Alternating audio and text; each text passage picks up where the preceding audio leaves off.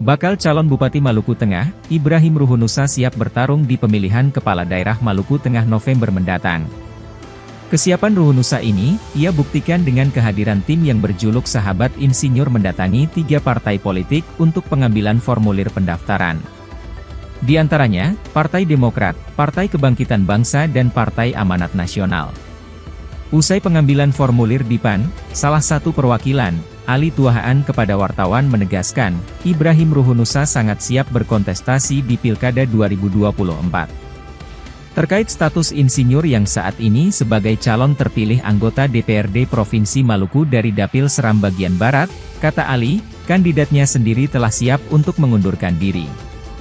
Bukan tanpa alasan, sikap dan keyakinan insinyur untuk mundur dari caleg terpilih karena dirinya yakin bakal menang dalam pemilihan Bupati dan Wakil Bupati Maluku Tengah.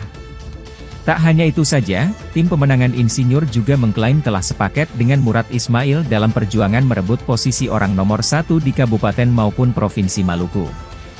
Karena itu, partai politik yang didatangi Murad untuk mendaftar bakal calon, maka tim insinyur juga akan mendatangi partai bersangkutan untuk mendaftarkan diri.